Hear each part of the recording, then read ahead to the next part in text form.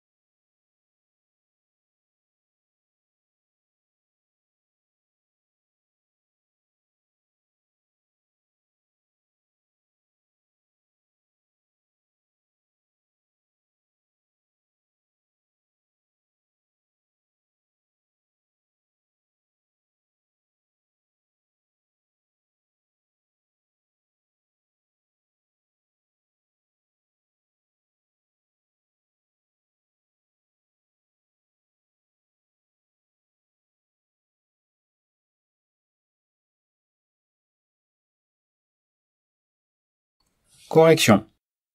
L'extrait numéro 1, c'est donc l'étape numéro 4, reformuler la demande. Vous voyez bien qu'elle commence par « nous avons donc ». On a également vu ça précédemment dans le chapitre sur la communication interne. Le deuxième extrait, c'est répondre aux objections. Le client dit qu'il a peur que le Bourgogne soit trop fort, et le serveur fait une proposition avec un Bordeaux. On est donc en train d'éliminer les freins d'achat. Troisième extrait, évidemment c'est à la fin du repas, c'était donc prendre congé. Quatrième extrait, c'est l'étape numéro 2, argumenter. On insiste sur la qualité de l'agneau, qui est français, et la manière dont il sera servi. Et enfin, le dernier extrait, c'est évidemment l'étape numéro 1, rechercher les besoins du client.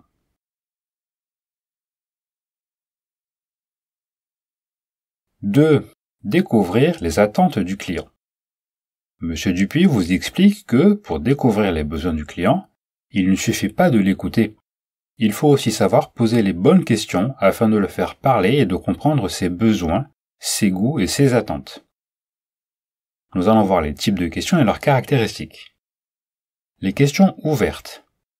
Pour débuter l'entretien, il vaut mieux privilégier les questions ouvertes.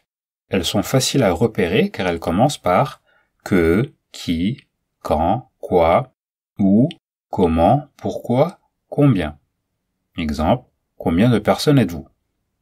Le meilleur moyen pour le retenir, c'est ce qu'on appelle la méthode QQO-QCP. Les questions fermées, elles sont faites pour faire valider des décisions. Il est préférable d'utiliser une question fermée à laquelle on doit répondre par oui ou par non. Exemple, je récapitule votre commande, etc. Sommes-nous d'accord? Oui ou non sont les seules réponses possibles. Et enfin, les questions à choix multiples ou alternatives. Pour influencer le choix du client, les questions à choix multiples sont idéales. Il s'agit de formuler plusieurs solutions parmi lesquelles le client va choisir. Exemple, nous avons encore de la place. Préférez-vous une table dans la salle ou en terrasse? Petit 1. Votre responsable vous soumet quelques questions courantes et vous demande de les identifier. Vous devez donc identifier chacune des questions si elle est ouverte, fermée ou à choix multiples. Que pensez-vous des suggestions que je vous ai faites? Êtes-vous prêt à passer la commande? Comme apéritif, je vous propose le cocktail maison avec ou sans alcool. Connaissez-vous notre café colombien? Qui a commandé la côte de bœuf? C'est à vous, je vous laisse quelques minutes.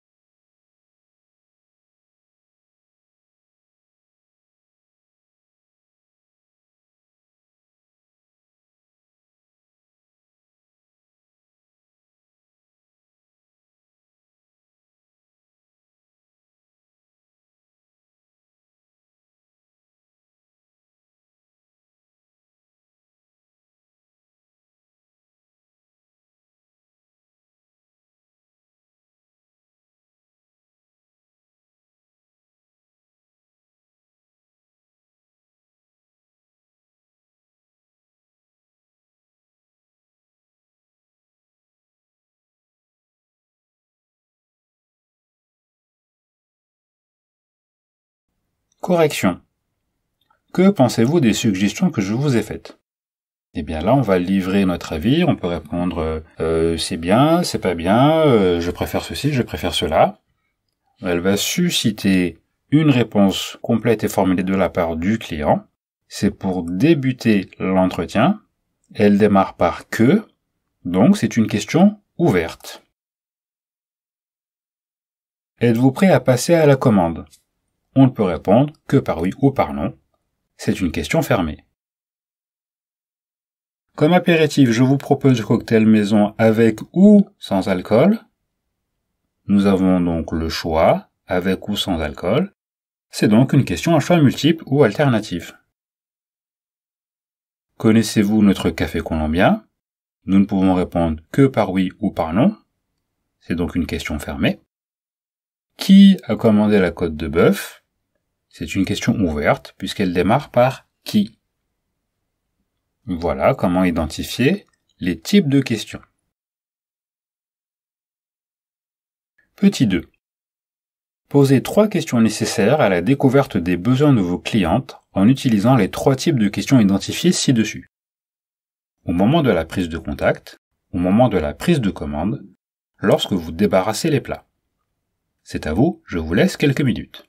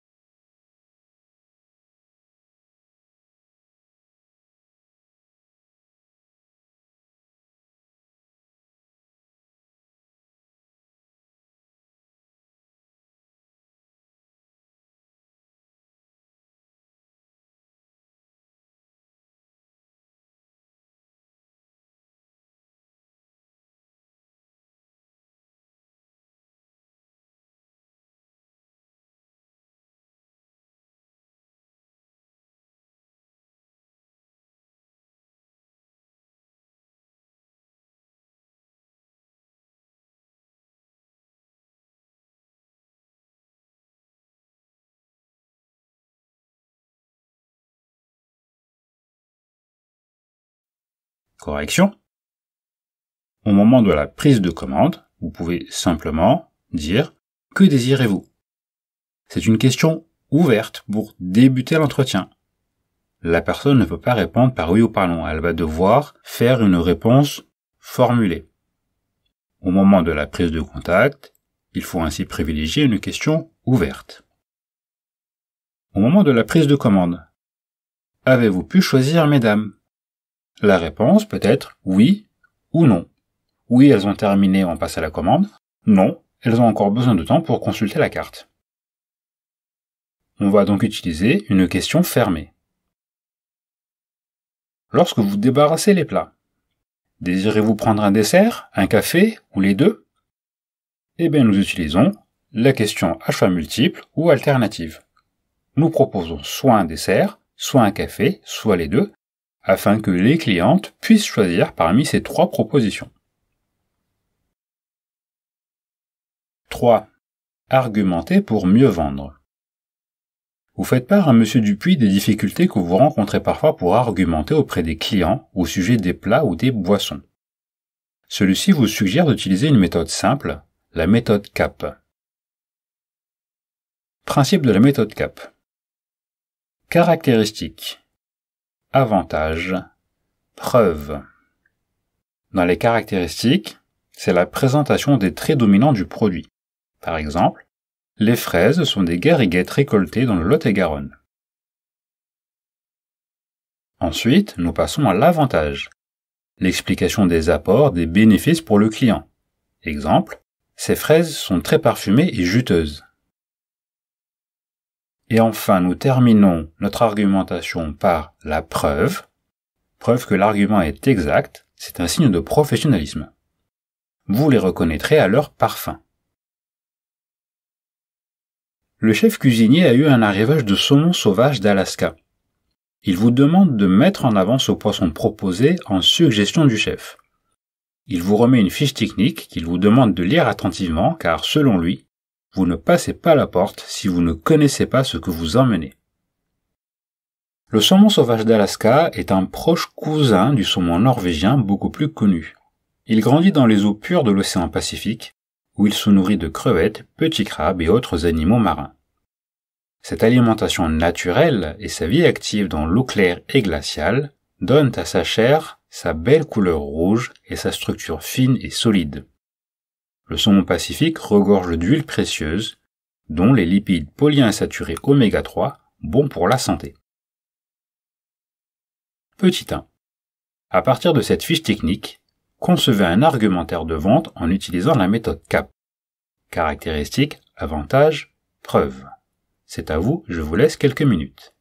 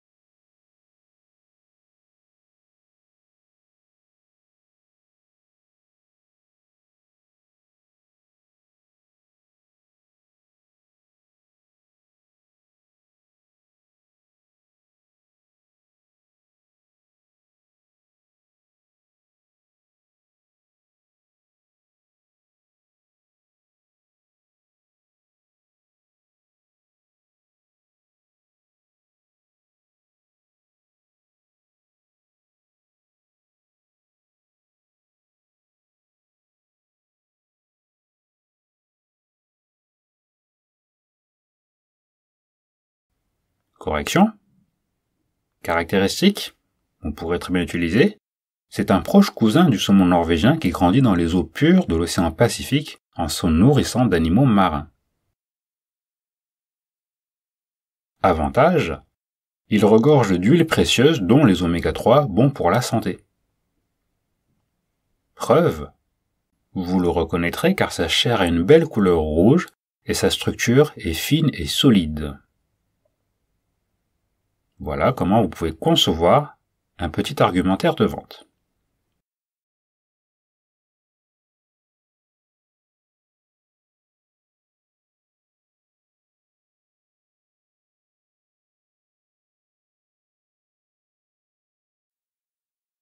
Très rapidement, vous vous apercevez que chaque client étant différent, il vaut mieux personnaliser vos arguments. Pour cela, vous utilisez la typologie SONCAS, qui établit une classification des mobiles d'achat les plus courants. Petit 2. Associer à chaque mobile d'achat une caractéristique du saumon sauvage d'Alaska. L'acronyme SONCAS se distingue donc avec ses différents mobiles. Le premier S pour sécurité, O pour orgueil, N pour nouveauté, C pour confort, A pour argent, et le dernier S pour sympathie, SONCAS. Premier exemple, sécurité. Le client recherche la sécurité, a peur du risque, veut être rassuré. Le saumon sauvage est excellent pour la santé. Pour l'orgueil, le client a un besoin de reconnaissance. Pour la nouveauté, le client veut connaître de nouveaux produits, de nouveaux goûts. Pour le confort, le client recherche le côté pratique, le gain de temps. Pour l'argent, le client recherche l'économie. La sympathie, le client veut se faire plaisir, achète par coup de foudre. Essayez de retrouver les arguments à partir des informations fournies au-dessus. C'est à vous, je vous laisse quelques minutes.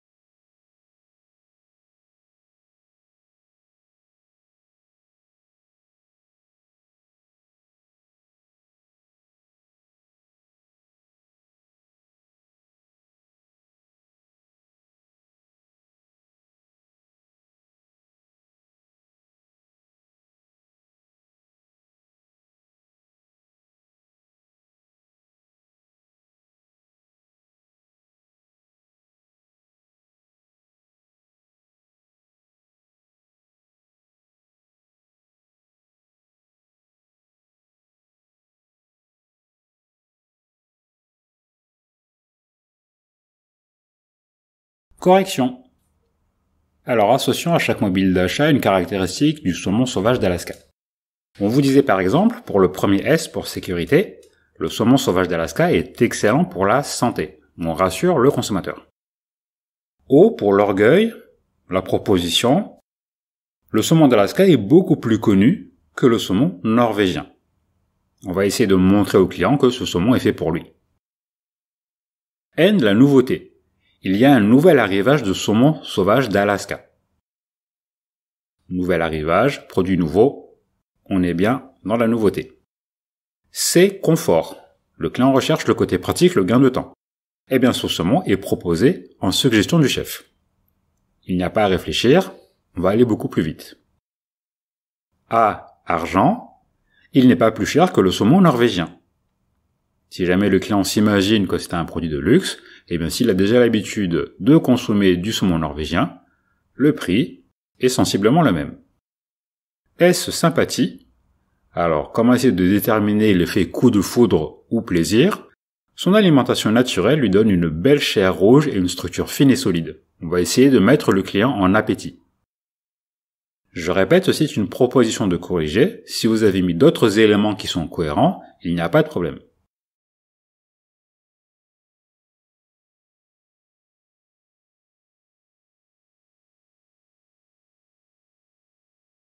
« 4. Répondre aux objections du client.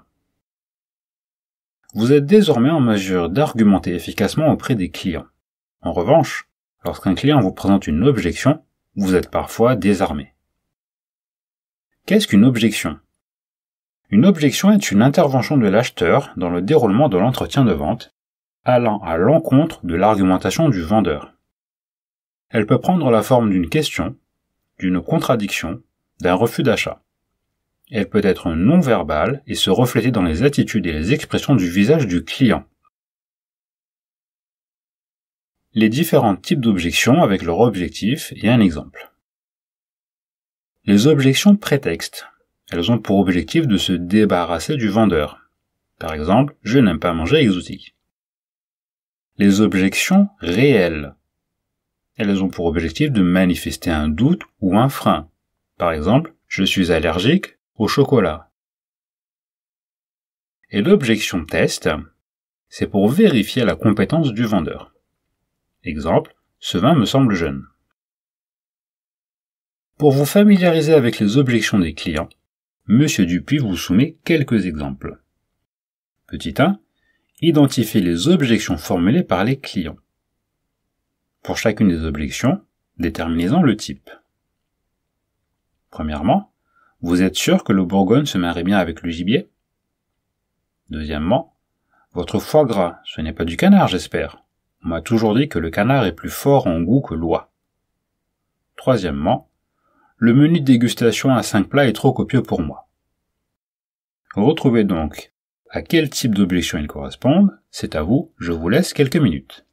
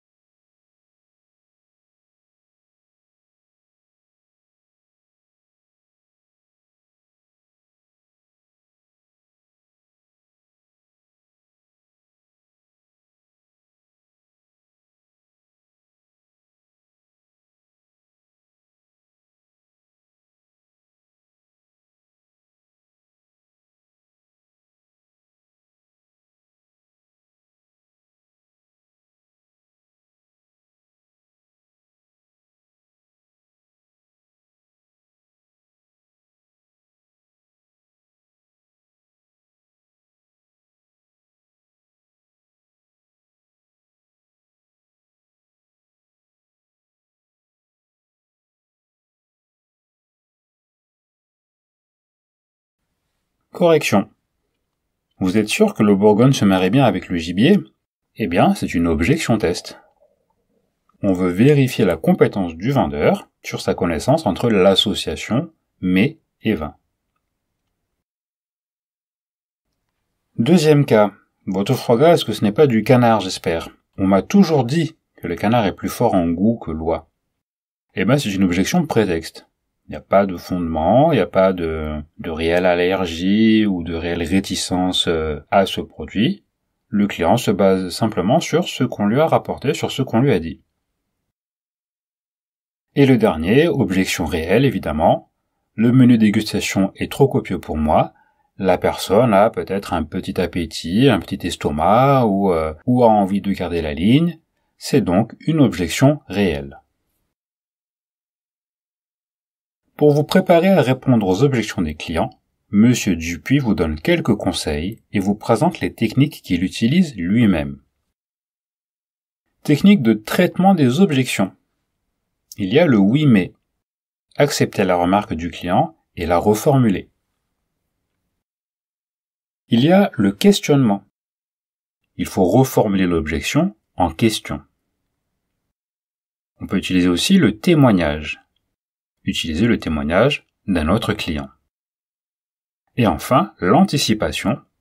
Traiter les objections fréquentes avant qu'elles ne soient exprimées. Les étapes de traitement des objections. Il faut d'abord écouter attentivement l'objection. Il faut ensuite accepter l'objection, puis faire préciser, creuser l'objection, et enfin répondre à l'objection en argumentant. Petit 2. Associer les exemples à la technique correspondante. Vous allez me dire que le prix de cette entrée est certes élevé, mais le foie gras est fait par notre chef. Qu'est-ce qui vous déplaît dans ce vin? Ces légumes anciens ont été remis au goût du jour par les grands chefs comme Marc Vera. Reprenez donc les techniques de traitement des objections que nous venons de voir et essayez de les associer à chaque exemple. C'est à vous, je vous laisse quelques minutes.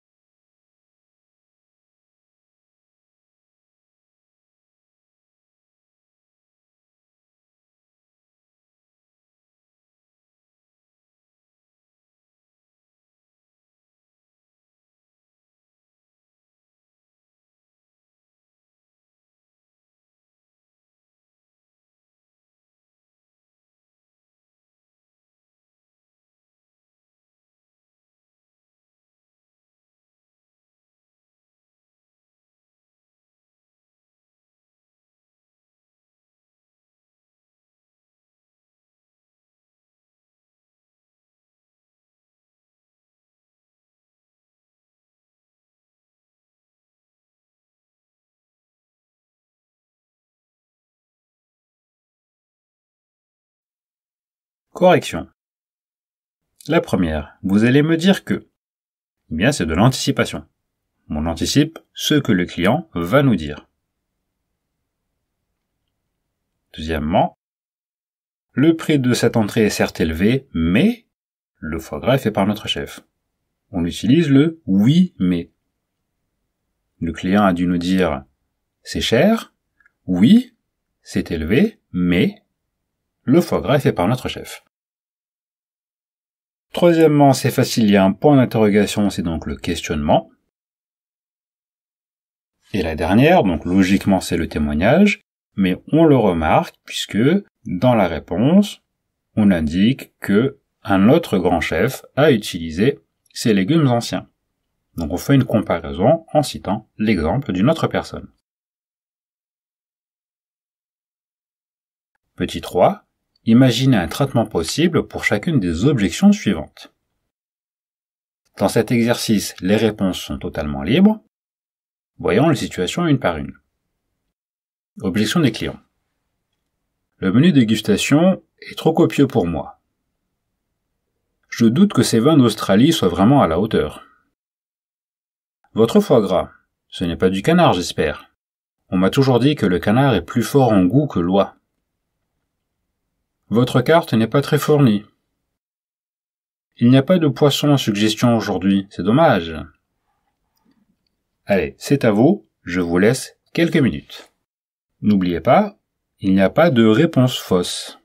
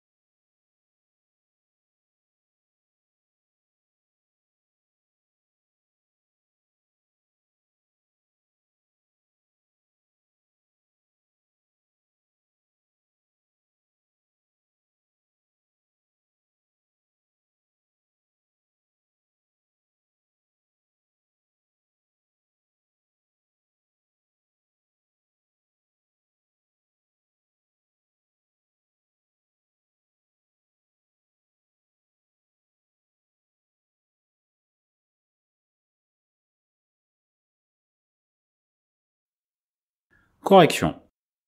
Voyons les traitements possibles pour chacune des objections des clients. Premièrement, le menu dégustation est trop copieux pour moi.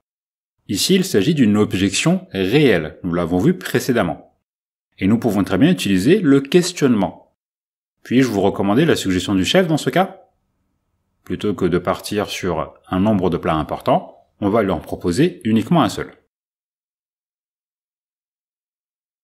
Deuxième situation, je doute que ces vins d'Australie soient vraiment à la hauteur.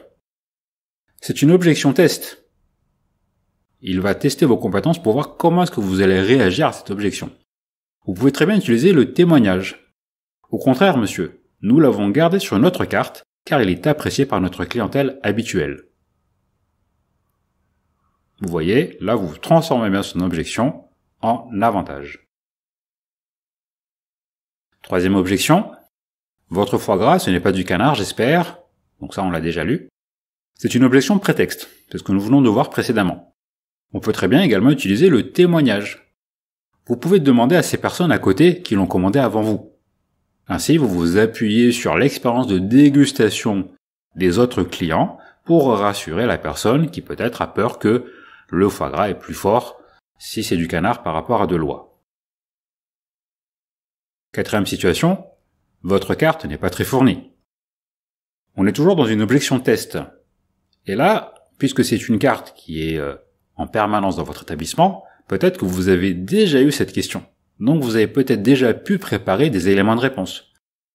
Nous allons alors pratiquer l'anticipation. Ne vous inquiétez pas, monsieur, vous ne serez déçu par aucun des plats de la carte.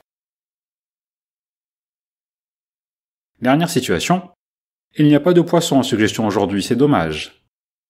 De la même manière, nous avons toujours une objection prétexte. La personne préfère le poisson, aujourd'hui nous ne l'avons pas, et nous allons transformer cela à notre avantage en utilisant le oui mais. Oui, effectivement, madame, mais nous ne travaillons que des produits frais, et nous n'avons pas eu d'arrivage aujourd'hui. Donc vous voyez bien qu'avec ces différentes analyses, d'abord nous analysons quelle est l'objection du client, et nous choisissons une technique afin de pouvoir répondre à ces objections. Et l'objectif est de réussir à transformer cela à notre avantage. Si vous regardez bien les réponses proposées, dans chacune des réponses que nous avons proposées, nous transformons toutes les objections en avantages proposés par notre restaurant.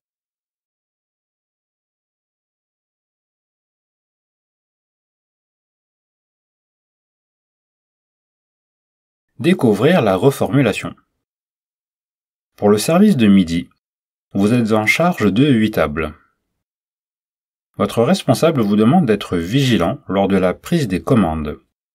En effet, les bruits environnants, le coup de feu, peuvent perturber le bon fonctionnement du service. De plus, les clients ont parfois du mal à exprimer leurs besoins. Une mauvaise interprétation peut se traduire par une déception, voire un refus du plat présenté. L'écoute active et la reformulation. J'espère que ça vous rappelle quelque chose. Pour découvrir les motivations, les besoins et les freins du client, le vendeur doit pratiquer l'écoute active, l'observation du comportement et le questionnement afin de bien cerner ses attentes. Écouter, ce n'est pas simplement laisser parler le client, c'est prêter attention et comprendre ce qu'il demande en le reformulant. Pour valider la compréhension des propos du client, le vendeur doit pouvoir les répéter avec ses propres mots, reformulation, d'une manière satisfaisante. La reformulation peut être introduite par une formule comme « Très bien, monsieur, si j'ai bien compris » ou se terminer par une question du type « C'est bien cela ?» Petit 1. Reformulez les propos de votre cliente au moment de la prise de commande. Je vais prendre du poisson. La dernière fois, j'ai mangé du lieu ou de la perche, c'était vraiment très bon. Avez-vous des épinards? Sinon, n'importe quel légume. Je fais attention à ma ligne. Ah, j'oubliais. Je vais prendre une petite salade de chèvre en entrée et pas de vin pour moi, mais une eau pétillante. Pour le dessert, on verra après si j'ai encore faim. C'est à vous, je vous laisse quelques minutes.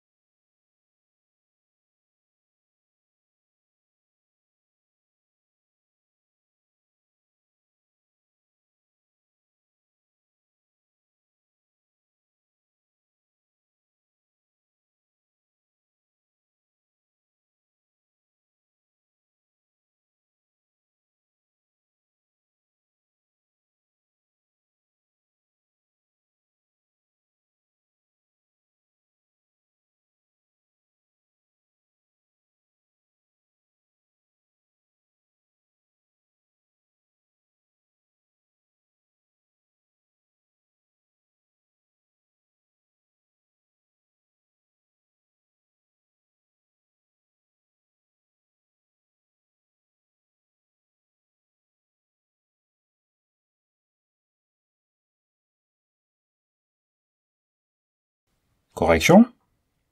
Donc sur la base des informations que nous a communiquées la cliente, voici une proposition de reformulation. Très bien madame. Nous avons donc en entrée une petite salade de chèvre chaud, ensuite du poisson avec des épinards ou légumes, et comme boisson une eau pétillante. Je vous apporte la carte dessert en fin de repas. C'est bien cela? Petit 2. La reformulation est aussi très utile lors d'une réservation faite par téléphone. Aujourd'hui, vendredi, vous réceptionnez un appel. Reformulez les propos du client. Nous sommes un groupe d'amis et nous aimerions nous retrouver pour passer un bon moment ensemble demain soir. Nous serons 8 personnes, peut-être 10. Si possible, nous aimerions une table au fond du restaurant et désirons un menu à 3 plats. Nous ne pourrons être là qu'à 20h30. Pour l'apéritif, j'offre le champagne. Si vous pouvez prévoir quelques mises en bouche. Allez-y, c'est à vous, je vous laisse quelques minutes.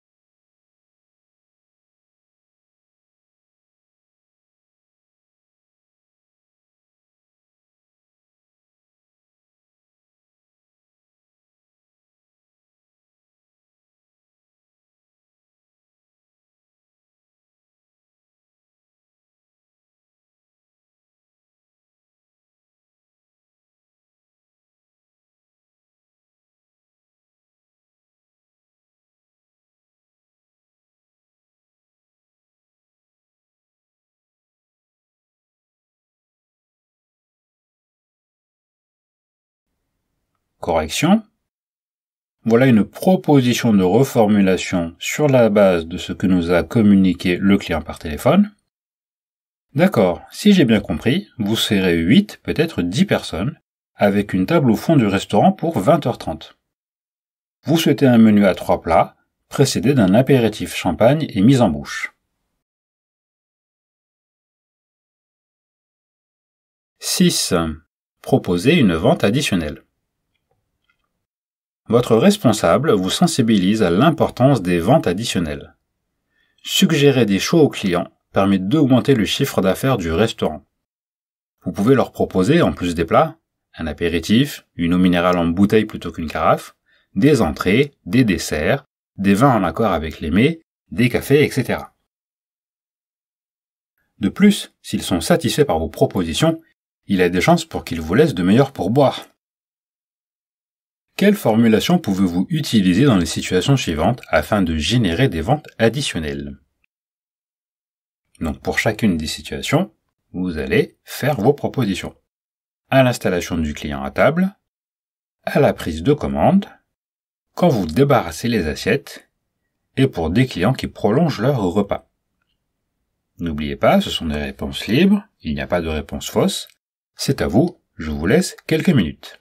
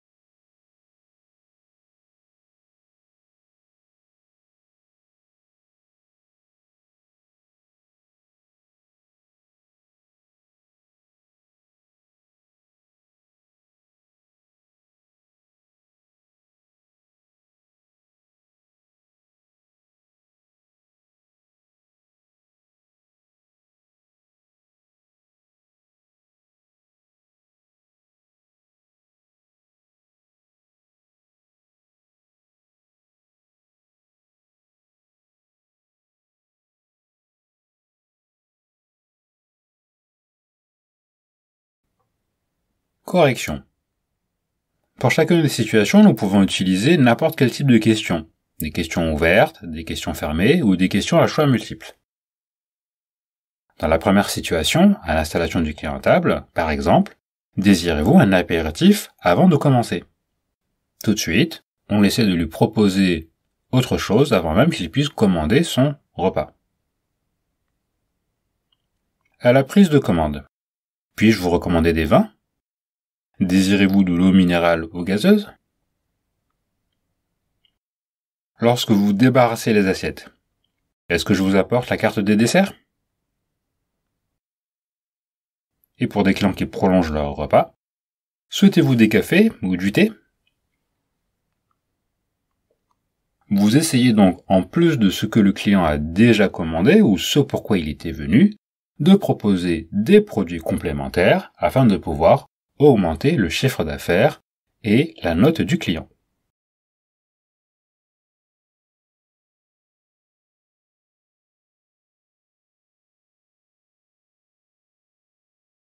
« 7. Prendre congé du client. Monsieur Dupuis vous informe que la Bonne Fourchette concourt à l'obtention du titre de maître restaurateur. Le cahier des charges pour l'obtention de ce titre insiste notamment sur la prise de congé, qui est la dernière impression laissée au client, vous explique-t-il.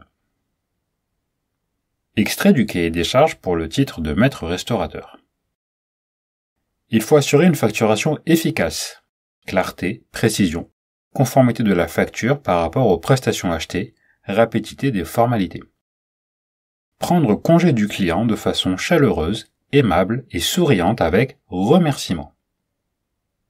Petit 1. Pourquoi faut-il accorder de l'importance à la prise de congé? Petit 2.